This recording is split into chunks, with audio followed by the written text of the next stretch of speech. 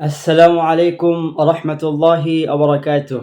প্রিয় মুসলিম ভাই বোন, সূরাতুল কাহফের শেষ নম্বর আয়াতে আল্লাহ সুবহানাহু ওয়া তাআলা বলেন, ফামান কানা ইয়ারজু লিকা রাব্বিহ, যে ব্যক্তি তার রবের সাথে সাক্ষাৎ করতে চায়, যে ব্যক্তি তার রবের দিদার চায়, ফামান ইয়ামাল আমালান সালিহা, সে ব্যক্তি যেন আমল করে সৎ আমল, ওয়ালা ইউশরিক বিইবাদাতি রাব্বিহি আহাদা, এবং ইবাদতের ব্যাপারে তার রবের সাথে কাউকে যেন শরিক না করে।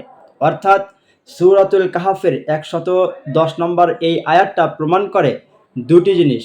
এক নম্বর হলো, যে ব্যক্তি আল্লাহর দিদার চায়, আল্লাহর দিদার কামনা করে, সেই ব্যক্তিকে সৎ আমল করতে হবে এবং ইবাদতের ব্যাপারে আল্লাহর সাথে কাউকে শরিক করা যাবে না। আর দ্বিতীয় নম্বর বিষয়টি হলো, এখানে আল্লাহ সুবহানাহু ওয়া তাআলার সূরত স্পষ্ট হয়ে গেছে, আল্লাহ সুবহানাহু ওয়া তাআলার আকার স্পষ্ট হয়ে গেছে। যেমনইভাবে আল্লাহ তাআলা বলেছেন, যে আমাকে দেখতে চায়।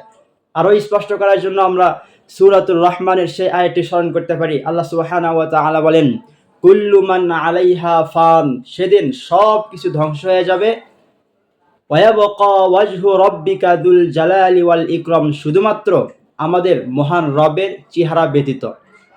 এখানে আল্লাহ সুবহানাহু ওয়া তাআলার সূরত আকার স্পষ্ট, আল্লাহ তাআলার আকার রয়েছেন, তবে লাইসা কামিসলিহি শাই, তার তুলনা শুধুই তিনি, তার সাথে কোনো সাদৃশ্য বর্ণনা করা যাবে না, তার কোনো সামঞ্জস্যতা বর্ণনা করা যাবে না।